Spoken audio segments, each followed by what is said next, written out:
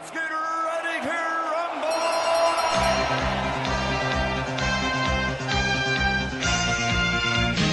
He's taken another one, and Howard Foster has stopped it! Wow! I'll see you soon anyway, I'm sure. Yeah. This is Thomas Lyons on Raps on TV down here at York Hall, Bethnal Green for the British Warriors promotion. Just seen Chris Kongo, emphatic win, back to keeping that unbeaten record. Here with Tom McDonnell. How's everything going, Tom? How's life? All good, man. I'm all good. We're got another W, so that's what matters, eh? Yeah, that's the main thing, getting the W and the switch over, the transition to your old man's gym. Mixing it with like the elite fighters, the likes of Bellotti, Degale, all of these guys. You yourself having the impetus as well with the personal training and stuff like that. But yeah, just talk to me about his performance tonight and how impressed were you? I thought he boxed very well. Listen, he's had a bit of a crazy sort of couple of weeks. Obviously, getting the call to box from Wembley. Yeah. Didn't get on being afloat. Then got the opportunity to box again. So you've tapered down. You've then got to come back up again to settle down to box again. So I think early on he was very over-eager. He hurt the kid in the first round, and you can see he got a little bit excited. Yeah.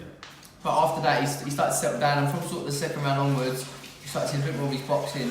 The kid was just there to survive, really, when he was just sort of tucked up, so he was hard to break down. But I thought Chris boxed well. He was patient, and I think as it went on, and the rounds he started getting around on his belt, I think he started to box even better. Yeah. But with Chris, you'll see a better side of him when a kid comes to win. When someone's just tucked up, sometimes it's a little bit harder. When someone actually comes to win, there's more opening. So yeah. So you think the better calibre of opponent, the better? Yeah, it's quite a common phrase that people say, yeah. But it is kind of true because when you've got someone who just tucks up, sometimes it can be hard to break down. There's not many openings. Yeah, to the body. like you take shots, but you don't catch someone clean. Yeah. Whereas when someone's actually there to throw, even though they can do you damage, Yeah, you can do them damage because they're leaving themselves open. That's true, yeah. And I mean, just like dwelling on that sort of thing, but with the likes of say Jez Smith, that calibre of opponent, if them two do get it on in a big domestic clash. Like any sort of, when we speak about it with Chris, anyone domestically really would be comfortable with in boxing. Yeah. Especially in the next six months or so. It's just him getting his opportunity. Listen, he was a top amateur. You don't box for GB if you're not a good fighter. If you drop, yeah, exactly. He's 10-0 now as a pro, so he's had a few rounds under his belt. Yeah. We're just waiting for that opportunity, and once he gets it, he'll grab it with both hands. Yeah, I mean the welterweight division at the moment, domestically and on the world scene, is thriving. On the world scene, got like Errol Spence, Crawford moving up, after unifying the division. Yeah, it's crazy. Thurman's inactive, but he's coming back. And Sean Porter, Khan, Brooke. possibly Brooke again. Yes, I mean it's booming. I mean Chris obviously will admit he's a bit lower than that. Yeah, being realistic, we all know, That's an unbelievable division. Yeah. And don't get me wrong, Chris has got the capabilities to one day be at that world level, Yeah. but it's a long way off. It's step by step. He'll pick up his first title soon, whether that be a Southern area or an English, etc. Yeah. And bit by bit, he'll just keep chipping away. But I'm sure in the next sort of 12 to 18 months, you'll see him on the domestic scene, i.e. like British, Commonwealth levels. And we're more than comfortable with him boxing any of these boys at the domestic level. Yeah, and you just telling me there that obviously James got out to fight on an 8 rounder in LA. Yes. So Jim, the two Jims gone out. They're in LA. I'm in Bethnal Green. But listen, James has just got an 8 round. It's more of a tick over fight, to be fair. Yeah. But listen, touch wood, you can't go into any of these fights just as an 8 round. Like if you look at Sam Egerton the other week, Yeah.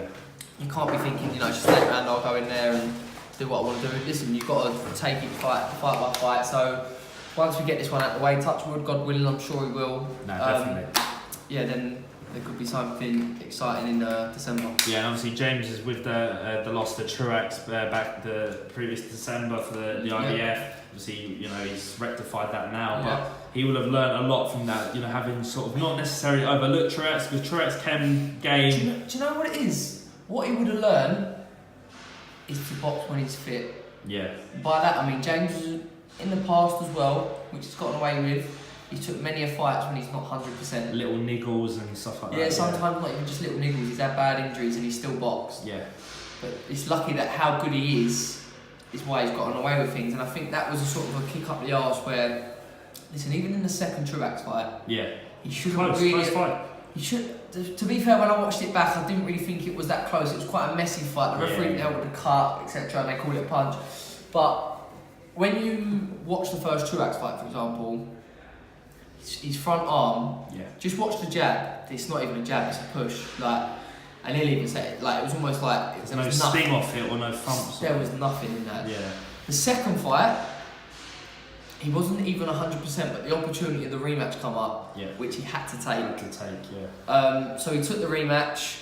He was better than what he was 4 months previously. He was a lot better, but he wasn't 100%. And still, we talked about it the other day, funny enough, and he was saying, listen, even then, he said, I don't mean to be disrespectful to Truax, like, he's a good fighter, but if I was against an elite boy, even then, I would have come up short. But what's nice now is everyone thinks James is finished. They washed go, up and he can actually come back. People have very short memories. Listen, James this time last year was the best thing since sliced bread.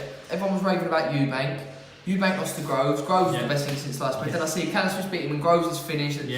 People have very short memories he's got in boxing. Listen, one good performance and all of a sudden everything changes. And I mean, I'm not someone to sort of go and say, you know, Degale was awful, no, because looking at the second fight, in the first Truax fight, no, he wasn't. He'll be the first one to say it. No, he's open and honest about it. He's brutally honest about himself and that. He'll be the first one to say he boxed like he shouldn't have been in the ring.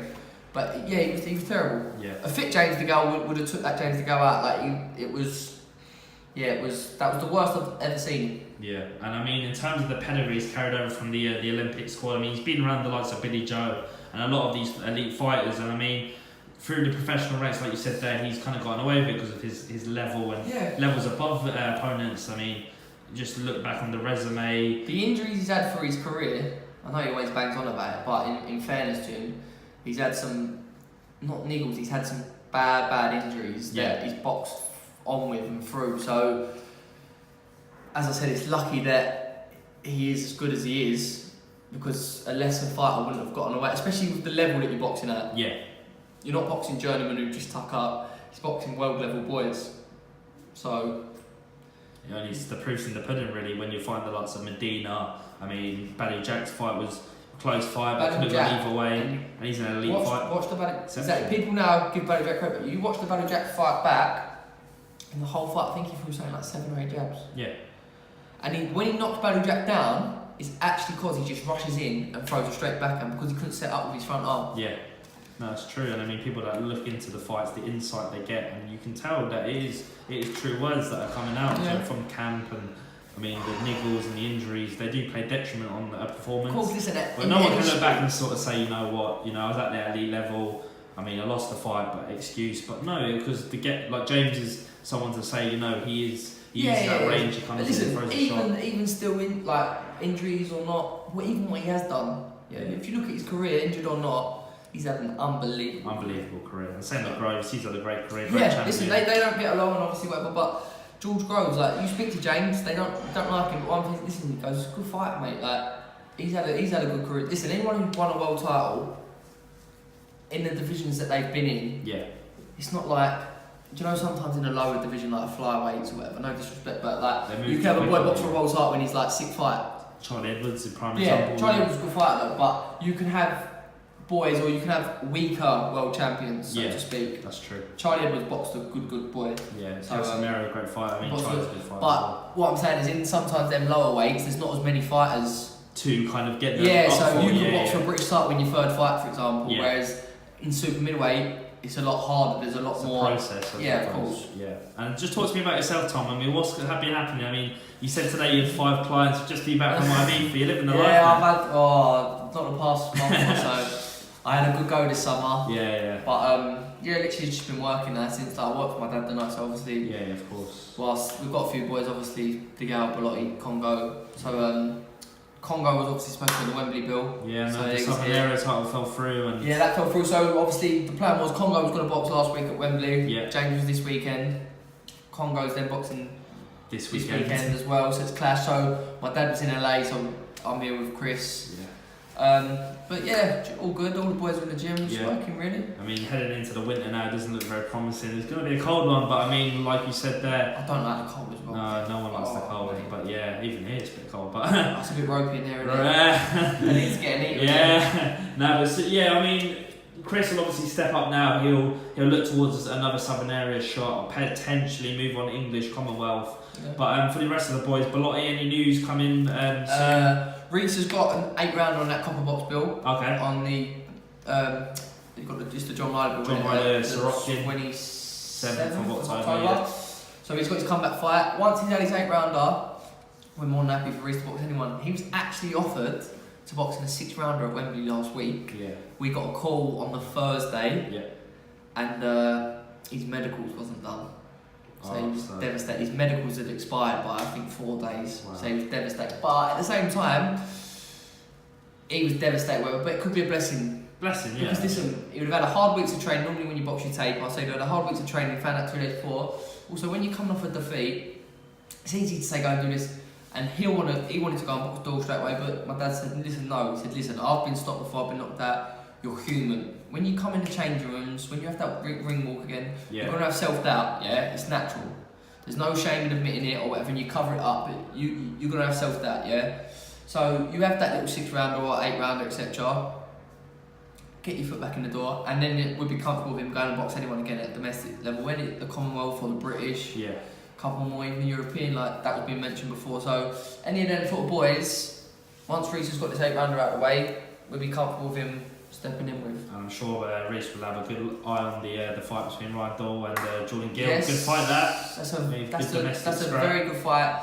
When I speak to Reese back, because he was just more disappointed because obviously he knows he didn't box to the best of his abilities and he sort of got just drawn into a fight. And it was one of them ones, if he hit Doyle first, he would have probably put Doyle away. Doyle hit him first and he got stopped. It was a good shot. But you learn from that. If it didn't happen then, you can't turn it into a fight all the time. You know, you take a shot and you can't just look to have a tear up all the time. So if it didn't happen at that stage, it possibly could have, it would have happened at a later date once you step up the level. Yeah. So listen, it's a lesson learned.